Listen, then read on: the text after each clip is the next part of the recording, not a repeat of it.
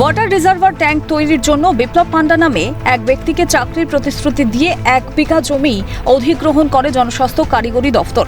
এরপর জমি দানপত্র হয়ে যাবার পর ওই জমিতে তৈরি হয় ওয়াটার ট্যাঙ্ক। কিন্তু পরবর্তীতে সন্দেশখালী 1 নম্বর ব্লকের ঘটিহারা এলাকার ওই বাসিন্দাকে চাকরি দেওয়া হয়নি বলে অভিযোগ। তার বদলে চাকরি দেওয়া হয় পঞ্চায়েত প্রধান সুনিতা বরের স্বামী ভোলানাথ বরকে। অথচ বিপ্লব পান্ডাকে ভুল বুঝিয়ে তার থেকে 1 বিঘা জমি নিয়ে নেওয়া হয়। এরপর প্রধানের বিরুদ্ধে বিভিন্ন জায়গায় লিখিত অভিযোগ দায়ের করেন।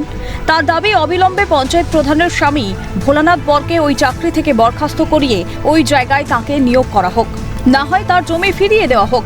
কিন্তু অভিযোগ দায়ের হওয়ার পরও কোনো সুরাহা হয়নি দাবি বিপ্লব পান্ডার। মূলত অভিযোগ, আমাদের 1 বিঘা সম্পত্তি পিএইচ দপ্তরকে আমরা দেই, শর্ত থাকে যে 1 বিঘা সম্পত্তি 2টো করে কাজ দেবে। কিন্তু দীর্ঘ 5 বছর হয়ে গেল আমাদের একটা কাজ দিয়ে আরেকটা কাজের জন্য আমরা বারবার পিএইচ দপ্তরে গেছি। কিন্তু পিএইচ দপ্তর পঞ্চায়েতে আমাদের পাঠিয়েছিল, পঞ্চায়েতের একটা সিগনেচার আনার জন্য প্রধানের সিগনেচার আনা সত্ত্বেও তখন বর্তমান প্রধান এখন যাই আছে কালীনগর তৃণমূল পঞ্চায়েতে, তো সেই প্রধানের স্বামী এখন বর্তমান এইখানে কাজে নিযুক্ত হয়েছে। বারবার অফিসে আমরা জানানো সত্ত্বেও আমাকে ব্যান্ড করে রেখে তার স্বামীকে সেই কাজে এখনও চালানোর অনুমতি দিয়ে রেখেছে। গোটা বিষয়টি জনস্বাস্থ্য কারিগরি দফতরকে জানানো হয়েছে বলে দাবি সন্দেশখালীর বিধায়কের। আমি পিএইচডি দপ্তরকে বলেছি বিষয়টা দেখার জন্য, যদি সে জমি দেয় এবং তার সঙ্গে এগ্রিমেন্ট থাকে কোনো চাকরি দেওয়ার, নিশ্চয়ই পিএইচডি দপ্তর বিবেচনা করবে। আমি সেটা দপ্তরকে জানিয়েছি এবং যারা আধিকারিক তাদেরকেও জানিয়েছি বিষয়টা। তৃণমূল নৈরাজ্যের শাসন কায়েম করেছে বলে তোপ দেখেছে বিজেপি।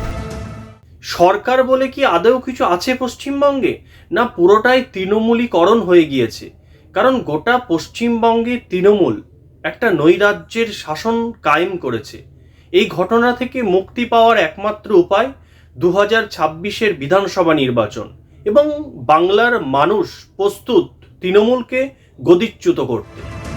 এ রাজ্যে মেলে না চাকরি, এ নিয়ে একাধিকবার সুর চড়িয়েছে বিরোধীরা।